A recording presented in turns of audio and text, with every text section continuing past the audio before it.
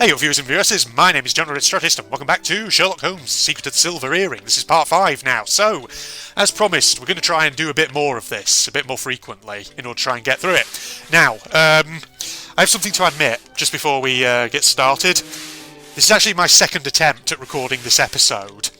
So I recorded episode 5 originally, and I was in this section of the game for a while. Unfortunately, my recording failed, which really annoyed me, because basically I'd got through it, and let's just say, episode 5 was a bit of a fucking headache, not just because of the fact that the recording failed, but also because there were times where I got completely fucking lost as to what the game wanted me to do. So, we'll see. So, we're playing as Dr. Watson at the moment, we're back here on Baker Street, and we have to look at these books. So, we need to get 3, they're on those shelves, they're on these 3 shelves. Basically the icon changes, you can pick them up. Then, what you have to do is go in here to your evidence, scroll down in documents and you'll find them here. You have to read them. So, book about footprints. We can deduce the height and mass of any individual through a simple examination of their footprints left upon the ground. This is possible even should their stride be unremarkable. The stride is often shortened when an individual is moving with great caution to avoid detection either prior to or immediately after they have committed a crime. This hypothesis corresponds to almost every case. There's a few spelling mistakes in here, but doesn't matter. Well, I say a few, 2 so far. There are some exceptions. False conclusions are possible when the person who left the footprints comes from a region of the world where the morphology, in regards to the feet, is unusual. Consider the Chinese tradition imposed upon females born of noble families. They are compelled by such tradition to have their feet bound and squeezed from a tender age till the day of their wedding. Then we have this one, ballistic science. It's about bullets. Thus it's easier to derive information about the author of a revolver shot if we know that they had aimed with great care. The situation is ideal if the shooter was in an enclosed space. Under pressure, a portion of the powder normally adheres to the walls at the level of the shooter's eyes. It is enough to add approximately 15 centimetres to the height of the powder marks to arrive at an approximation of the shooter's stature, accurate to within 1 or 2 centimetres. Take note of that one, that's going to prove to be important. Because basically, I nearly got through to the end of this section here at Baker Street, so unfortunately, you know, a lot of what you're about to see is not me playing this blindly, but we'll see. So hopefully we'll be able to get through it fairly quick. Study of tobacco. After authorisation, this local herb is mixed with tobacco leaves in the manufacture of cigarettes, primarily by the Chiripaki Company. It is unlikely that this particular blend of tobacco would be found any place other than Brazil, or even outside the Amazonian basin, primarily because the calming effect of this tobacco mixture is a significant cause of industrial and agricultural decline in the production of this tobacco. It's common to encounter a Brazilian peasant who indifferently watches a bird steal the tobacco seeds that he has just planted in the ground. Invariably, you will also observe a small pile of the flaky ash, characteristic of this tobacco, near his feet. This is also significant, and we're going to need it. Now, once we've done that... Here is information which could be really helpful in our investigation. These Chiripaki cigarettes come from Brazil, and they seem to contain narcotic substances. What might they be? Okay, so now we transfer back to Sherlock. I need to analyse the evidence found at Sherringford Hall. A piece of white cloth, a small box, various powders, and finally the hair. Let's get to work. Okay, so this is where you get the sort of chemistry aspect of the game. The evidence found at Sherringford Hall. Yeah, I know. You've already said that. Okay, so I was a bit confused with this at first when I made my initial attempt at recording this episode because, so you've got like these little bottles here, but as you can see, so like we've got spirit at one end, and as you can see, the hit, I guess you call it the hitbox for clicking on things, I don't know what the better term would be, is a bit weird sometimes. So like you can click the spirit bottle from even over here. Then you got this acid one, its box goes right over to this third bottle, which is actually the soap. That goes slightly over to the 4th one, which is solvent, I think. So it's a bit awkward. You do have to just click around a few times. You got water, you got a Bunsen that you can switch on there, you got the microscope over here.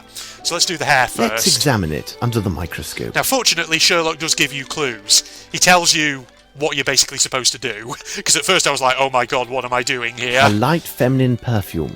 Okay, so the red hair belongs to a woman. That's what we're assuming. Let's examine it under the microscope. So let's look at the black hair. A man's hair. Okay, that's the man's hair. Small box with white powder. Let me study this more closely.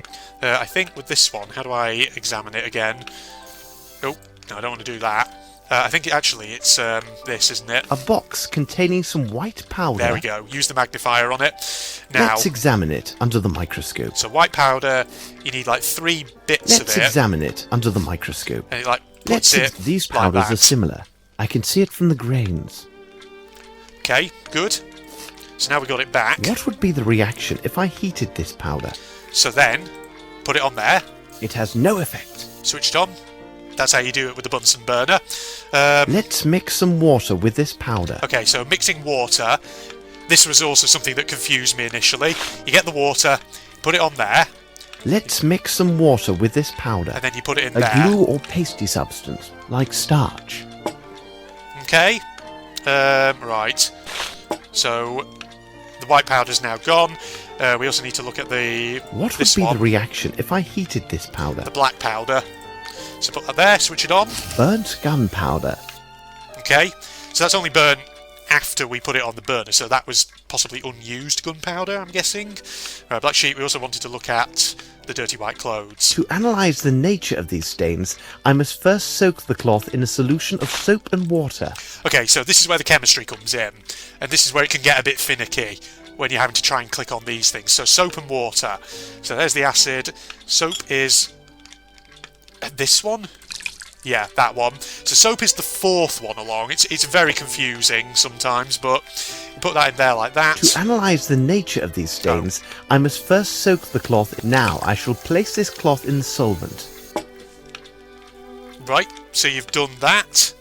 Now I shall place this cloth in the solvent. Oh, solvent, yeah. So you need to put that one there. Then you get this one. Put that in there. Now I shall... The stains are sticky, but not very oily. There you go. I was just going to say, like, thank God that Sherlock does kind of tell you what you're meant to do here, because if he didn't, I'd be at a loss. Let's examine it under the microscope. Okay, let's do it. A very fine white cotton. It seems to me that we have gathered all of the key elements, Watson.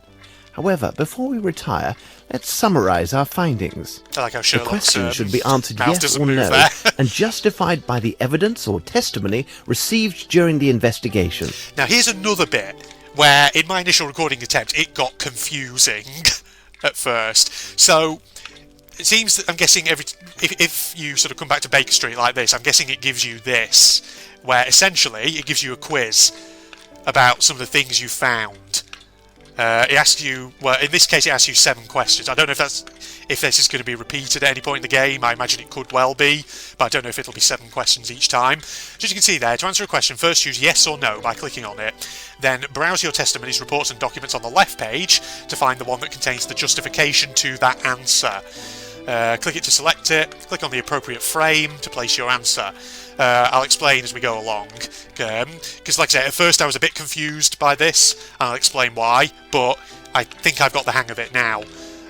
Right, so what first confused me was when this came up. So it says you need to choose yes or no in answer to questions. Now, there are no questions visible on the screen here.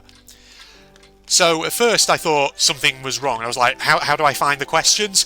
So what you have to do is, see the little symbol down here at the bottom of the page? You click that, and that advances you forward. And this one up here advances you backward.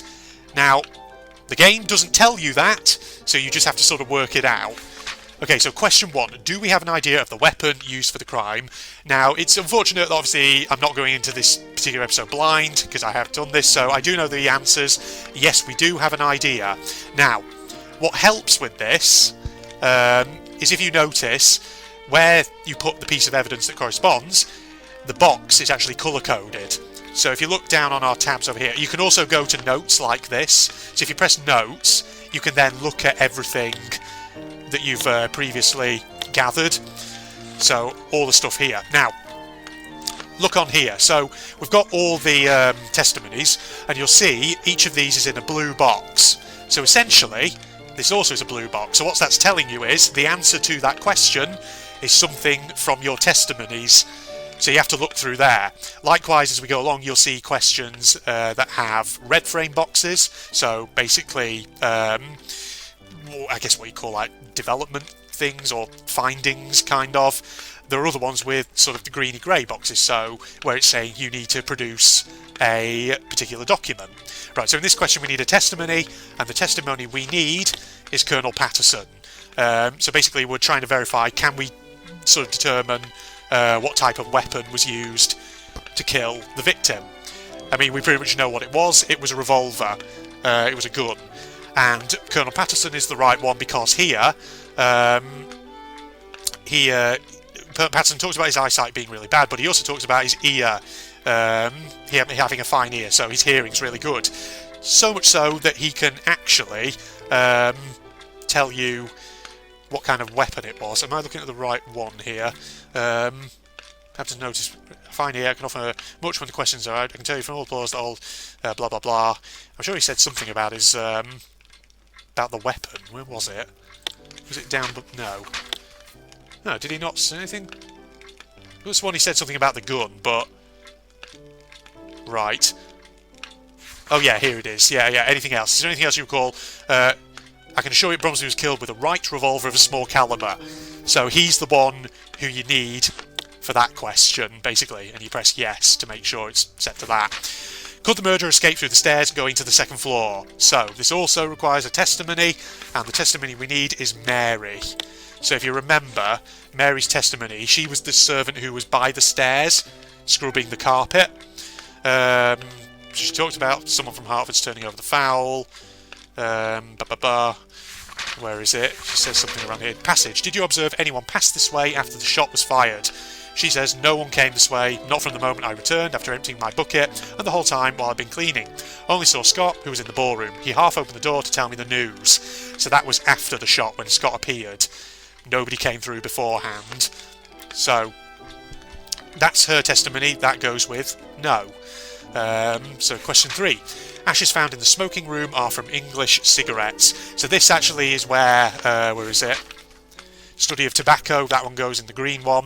And for the red one, we need something, where is it? About the flaky ashes. It was the one outside, I believe. Somewhere. Here it is. Sherringford Hall, in the garden outside the service door, cigarette butt with white flaky ashes. The name is only partially visible. Chur, as in the Churaquid, whatever it was. Right, so basically that one goes there. So no, they're not from English cigarettes. They're from South America. Question 4. Was the side door going to the kitchen open after the shot? The answer is no. And the testimony that apparently proves this is Satterthwaite. Now, Satterthwaite, he said, where were you at the moment when Sir Bromsley was killed? I was near the stage and I saw him falling. Oh my goodness, it was terrifying. I ran for the door, but despite all my efforts, it was blocked. I did have a bit of a struggle with this at first because, for the life of me, I could never quite picture the layout of the first floor, of the ground floor of the house. In the end, I had to look at a walkthrough to get this particular answer, but there we are. So no, Satterthwaite's testimony backs it up. Question 5. Did Miss Lambert choose tablecloths and arrange tables? So the answer to this one is no, she did not, and we need 2 testimonies to prove this. First one we need is Panister, who was the cook in the kitchen. His testimony basically says that the person who dictated the tablecloths and arranged the tables was actually the French person. Miss Lambert dared not even contradict him. There we go. And the second one then, second testimony that we need is Miss Lambert herself, because she talks about the annotations on the guest list, basically, and she talks about the French dude, again, suggested this method of arranging the seating. So, she goes there. Question 6, do we have an idea of the murderer's height? Yes, we do. So, there's the green one, which we need the ballistic science one for, because that's the one that says add 15 centimetres, because usually a gunshot might leave marks on the walls next to it, and thus that one helps there. And this one, we need to just find it. It was murderer's height. It's basically the door frame that had the mark on it, if I can find the right one. Corridor stairs, trace of sauce, staircase room, sauce, staircase room, blue tablecloths, ladies' room, corridor to kitchen, powdery residue, height of 1.65 metres even. This one, that one needs to go there. So yes, we do have an idea. Final question. Now this one also confused me at first, but I figured it out soon. Among the interrogated people, did any others than Colonel Patterson have bad eyesight? Now initially I was a bit confused because Patterson is the only character who explicitly talked about eyesight, so at first I thought it was no, and I was putting him into the testimony and then getting confused about the grey one. But basically it's actually yes. There is an implication that other people do. So it's Miss Lambert again who we need for the testimony, because where is it? On the annotations it says about the French dude. He also advised me that those guests with poor eyesight and hearing should be seated so that the acoustics and lighting in the room would favour their enjoyment of the recital. In other words, the kind of the implication being Patterson is not the only one, because it says guests, plural. I mean, that's very, you know... I think I overlooked that at first because I was like, well, I mean, that could be meaning the ones with the hearing, but... There was that. And for the green one, we need apparently the guest list for this one, which basically has all... Oh, wait a minute. Yeah, so I'm guessing like the circles are to do with eyesight, maybe? I don't know. So we need a guest list for that one. So once you've filled it all in, you quit out of here and... It is simplicity itself, Watson. We have answered all the questions. And then you advance. There you go. 15th of October 1897. Now, basically, if you ever get any of those questions wrong, it doesn't advance you. My dear Lestrade, I congratulate you on the precise quality of your notes. Okay, I'll say it a bit. It is true that you have missed everything of importance, but you have spared me the trouble of eliminating the trifles and pointed me in the right direction. Ah, I hear familiar steps on the stairs. Please be seated, Watson. You must be famished. Lestrade was kind enough to bring a copy of his notes, hoping it would be of assistance in this affair. Indeed. You can study them now and enjoy your meal. Please take your time, Watson, because bad digestion weakens our ability to reason. Holmes, you will get no argument from me, as this dish is delicious. We will go to Sherringford Hall with Lestrade when you're finished with your meal. Okay, so we're going back to Sherringford. Read the documents Holmes gave me. Just as soon as we've done this. Okay, right, that's good, that's good. Lestrade sort of clipping through the table a bit there, but okay. Yeah, so as I was saying, if in that section with the questions you get any of them wrong, it doesn't advance you. It tells you you've made an error somewhere, so you have to go back and relook at them. Right, so, you gave us documents. Are they in here somewhere? Oh, shit. Yeah, here they are. So we've got Development of the Crime, Scotland Yard Report, Melvin Bromsby. Development of the Crime, report by Inspector Lestrade, 14th of October 1897. The development, with regard to the distance and the angle of shooting, it would be reasonable to suppose that only an expert marksman could have succeeded in making such a shot. Luminette horse in the background. Expert marksman could have made a shot, but the factor of probability still exists and admits other possibilities. The testimony of the group of cabmen, who were in the ideal place to have observed such matters, saw no one leave through the service door after the shooting, up until the time when one of the domestics locked it from the outside. All the windows are equipped with thick bars, and the fortuitous presence of the maid at the stairwell indicates that no one ascended to that floor. The testimony of Miss Lambert, the governess, indicates that she noticed only 2 people absent from the ballroom during Sir Bromsby's arrival. Mr. Horace Fowlett, the victim's attorney, and Miss Lavinia Bromsby. The domestics had been specifically instructed that all the guests were to be present during Sir Bromsby's entrance. I've been persuaded by all accounts that anyone who had left the ballroom had returned before Sir Bromsby's entrance. Since Horace Fowlett hasn't gone through the gates of the mansion of Sherringford Hall, the only person whose movements were unaccounted for at the time of the shooting is Miss Lavinia Bromsby.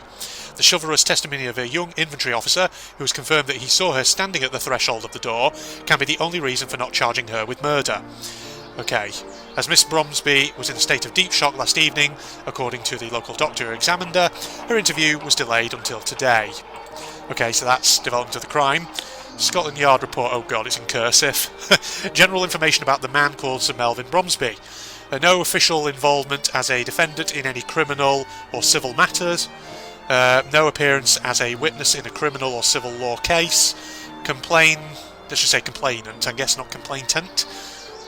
Complainant as to a robbery committed at a fair stand in St Bartholomew on July 1861. Judgment of the court was favourable for the Crown. Okay, and Melvyn Bromsby. Dear Sherlock, here is all the information that we know about the late Sir Melvyn Bromsby. Born in 1842 in Stratfordshire, of a modest family, he finished his studies of architecture and civil engineering owing to the scholarship and financial assistance of his elder sister, who owned a florist shop. After he was awarded his diploma, he was employed by a small firm, which he later left for a large enterprise, the Salinger Company. In 1872, he was sent to India to assist in the construction of a bridge for the army. At the end of this project in 1874, he left his position with Salinger and founded his own enterprise in Bombay. At that same time, he courted Carlotta Campbell, the second daughter of Colonel Campbell, OBE, Commander-in-Chief of an important local garrison. The military appreciated Bromsby's straightforwardness and business acumen. Thus, the army entrusted him with many contracts for constructing barracks and other types of work. In 1877, he was married to Carlotta. His business flourished, and he hired a young accountant, Mr. Grimble, who later became Bromsby's personal assistant. An ideal candidate for the position, Grimble excelled at his various administrative tasks. So Bromsby's business has continued to prosper over the years. In 1879, Carlotta Bromsby, née Campbell, died giving birth to their daughter, Lavinia. Bromsby's business enjoys great success. However, the fact that he has been awarded nearly all of the Army's civilian contracts has aroused the jealousy and suspicion of other British businessmen in India. It's been rumoured that he gained his fortune through the exploitation of his Indian labourers and British workmen, poor working conditions and miserable wages. In 1884, upon learning of the death of his elder sister, he decided to return home and prepared the transfer of his business interests to England. He also invested his money in several cement factories, which permitted him to reduce his costs further and thus increase his profits. In 1891, he sent his daughter to study at a finishing school near St. Moritz in Switzerland. She has just returned to England several days ago. He was awarded a knighthood in 1892. There are several cases where his name has been mentioned because of suggested fraud with his contracts and ill usage of convict labourers at his factories. Such practices are common in London business circles, and his wealth allowed him to avoid scrutiny by the courts. Thus, when his behaviour is weighed within the current climate of commercial morality, he is neither angel nor demon. Assuming his business assets are included, his current fortune would be measured in the tens of thousands of pounds, which of course, you know, that's in Victorian money. By today's money, that would be a lot. That would make him one of the wealthiest contractors in Britain. I wish you good luck in this case. Mycroft, brother of Sherlock. There we are. Okay, so that's the 3 documents that Lestrade has given us. Okay, so we've done that. Can we talk to Lestrade or look at anything else around here? Okay, well, we can walk towards the table, apparently. Good. So what else do we want to do? Do we want to... Well, Sherlock's apparently disappeared. I've just noticed. You doing okay there, Lestrade? Just glitching into that table, old boy? Is there something else I'm supposed to look at? Or was there another document in there that I didn't notice? Oh, there's 3 other things. Okay, I've read them out of order. Okay, the crime. Report on the investigation of the case of Sherringford Hall. Inspector in charge Lestrade. Sorry, I'm getting gas from my tea. 14th of October 1897, before 11 o'clock in the evening, Sir Melvyn Bromsby, engineer, architect and contractor of renown, was slain by a single gunshot in his mansion, Sherringford Hall. The crime, the author of which is still undetermined, took place in the ballroom during the reception arranged by the victim in honour of his daughter's return to England. She had spent the last several years at finishing school on the continent. Despite the presence of 100 witnesses, no precise testimony was obtained regarding the exact circumstances of this horrific act. Nevertheless, based upon certain evidences, there is a presumption of suspicion towards the daughter of the victim, Miss Lavinia Bromsby. Okay, so the game seems to be really pointing to her at this stage, which makes me think she's going to be the red herring. Because I don't know. I mean, then again, that's Danganronpa logic coming through here from when I played those games. Because always in those games, the person who you first think it is, with the exception of Trial 1 in Trigger Happy Havoc, usually it's not that person. They're usually just the red herring. Instrument of crime. Report by Inspector Lestrade, 14th of October 1897. Instrument of crime. The bullet extracted from the corpse of the victim corresponds to the calibre of the revolver found in Miss Lavinia Bromsby's purse. This purse, found on the floor, was near the door from which Miss Lavinia Bromsby first appeared after the mortal shot was fired. All of the witnesses agree that the sound of the shot originated at or near this very same doorway. The revolver is an old small-bore Wright, which is also a highly reliable weapon, so Colonel Patterson was right, I'm guessing. This would explain why the only shot fired was mortal, despite a distance of several dozen feet and a difficult angle. Miss Lavinia claims that the victim personally gave her this revolver before the crime for the purpose of her protection against some unnamed threat. This account can be supported by the fact that these models are impossible to find on the continent where Miss Lavinia has spent these last years. Premeditation can be excluded if she is found to be the murderer. Okay, and the motive. Report by Inspector Lestrade, 14th of October 1897, the motive. The victim, even if he had few or even no friends, still might not have enemies capable of committing this act. His strong unpopularity among his domestics was compensated by the attractive wages he paid them. His business partners spoke of him as a tough but fair player, according to the criterions of this environment. The fact that he spent long years in India and was solely devoted to his business precludes any crime of jealousy or passion. Finally, the modus operandi doesn't correspond to the typical revenge killing by this or that Hindu sect, though these things do happen. The motive then must apply to his holdings or something quite personal, another line of reasoning that points to Miss Lavinia Bromsby. According to H. Grimble, the partner of Sir Bromsby, her relationship with her father had become so strained that Sir Bromsby visited his daughter only once during these past 6 years. A local constable must contact Mr. H. Fowler, the attorney of Sir Bromsby, in order to recover the essential parts of his last will and testament, if it exists. Okay, there's going to be a lot of reading then, isn't there, in this game? Right, so we figured that out. Okay, so we've read all that, so I'm guessing it'll advance the story now. All this is very interesting. According to the evidence, it seems that the shooter was not in the ballroom or the corridor. Where was he then? Are you finished, Watson? Shall we go? Let us return to Sherringford Hall. Well, that was an odd camera angle there. Okay, so, guess we go back to Sherringford Hall then, for day 2 of investigation. Hopefully there wasn't anything else there that I could look at. Dramatic shot, walking down the street, yeah. Cabby! Cabby! Bring us the carriage. Oh god, that woman's floating. Of course she is. This game has been full of glitches. Madame, you seem to be levitating above the ground. Oh, not anymore. Okay, I guess we're talking to her. Please, go right in. Okay, Please wait here, gentlemen. I will see if Miss Lavinia is receiving callers. She's in her room. Well, it's a very empty room now without all those tables. And Grimble's there. Can't talk to Lestrade, can we? Oh, wait a minute. Did I just click on the door? Wait, can I go back outside? Oh, no, I don't want to go back outside. I don't want to do that. Alright, talk to Grimble, I guess. Since he'll be the first one. Now, let me just talk to him. Mr. Grimble, I didn't expect to see you here at this hour. I am worried about Miss Lavinia, needless to say. I also thought I might learn something of interest about the investigation. This difficulty, if it persists, can do great harm to the business. Okay, investigation. I mean, that's greyed out. Is that just... yeah. Well, Mr. Grimble... Oh, that's that. Bollocks. Oh, God.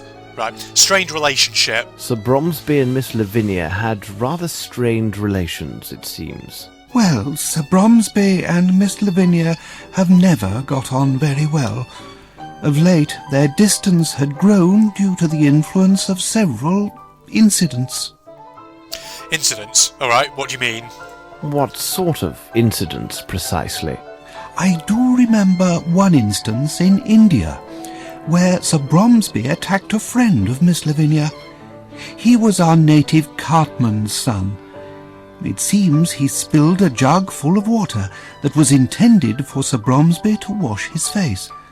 Bromsby began cursing and thrashing the boy before his daughter's very eyes.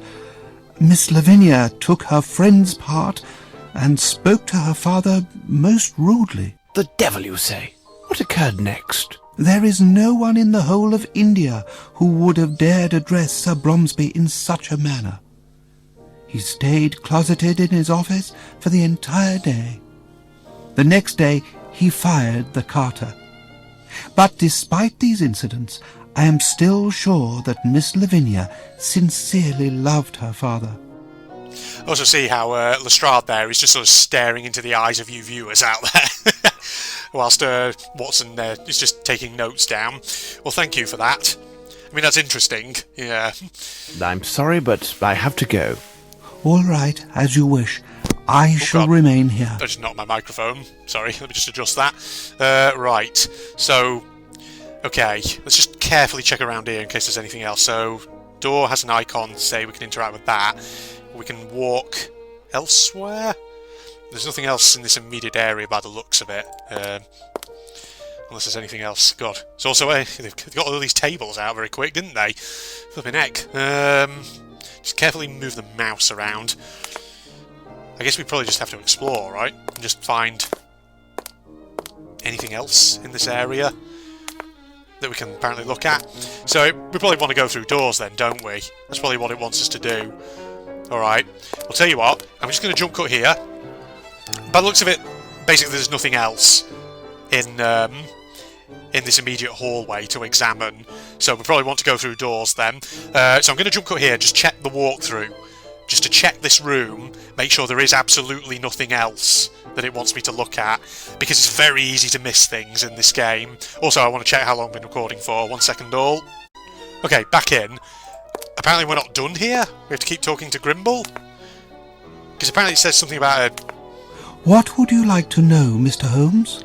Apparently a conversation about something or other to do with polo or something. I'm sorry, but I have to go. All right, as you wish. I shall remain here.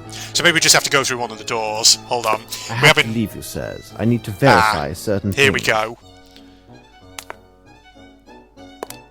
Okay, so apparently according to the walkthrough, it like has a weird conversation with these three or something. The more we consider the facts of this affair, the more mysterious it becomes. The important thing is to be precise and rigorous in your analysis. But at Scotland Yard, we know this well. Reminds me a bit of bad business I resolved. I believe it involved a theft of sticks from a polo team. Polo, I have myself engaged in this sport but a few years ago. Really? Do you enjoy the sport of polo, Mr. Grimble? No. You cannot imagine the benefits of this sport. To achieve perfect form and union, man with horse. A little like the waltz, eh? Exactly. Except that with this sport, mounting is at full speed, which complicates things singularly. I don't follow you. The team from Brixton, in my opinion, is the finest example of how polo should be played. Perhaps they may well be. But what would you say about that last match of the Old Goats Rangers? They were absolutely splendid. But what of the Brixton team? Weren't they the cause of some ruckus about a matter of corruption?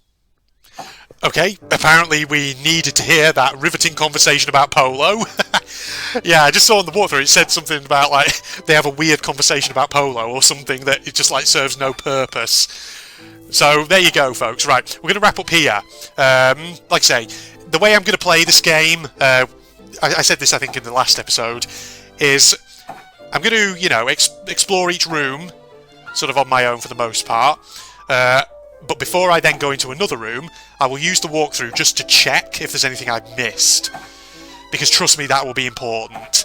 And it'll keep this playthrough going along at a fairly decent pace. Because if I don't, I have a feeling there's going to be things that I miss, and then I end up having to wander around for ages. Because trust me, like, you've seen how some of the clues in this, and certain things you're meant to do, are sometimes not the clearest. And it's easy to miss them. So yeah, hope you enjoyed episode 5. Of Sherlock Holmes' Secret of the Silver Earring. We're now going in blind again, ladies and gents. We're beyond the part that I originally attempted in my first recording, first attempt at recording this episode, that is. Okay, right, I'm fumbling my lines, time to wrap up. So, Facebook and Twitter links down below, along with the links to my propaganda channel, for anyone interested. If you enjoyed, a like's always appreciated. But other than that, I'm signing off now. Goodbye all! It's quite far off. So there's like this here. We need to take a running jump at it, maybe? Oh. Wow, okay, I glitched through the propeller itself, but I am actually on the wing. I'm assuming I was meant to do that. Let's have a look here. What's the deal with this aeroplane? Whoa! Oh! You got pistols? Pistoles, it looks like it. Okay, so I was meant to do this. Nice, I've got weapons back at least, so now I should... Well, I say should, I don't think I'm going to be able to actually. I might be able to go sort of back. I can at least probably deal with the dudes, right? they're at. So the question now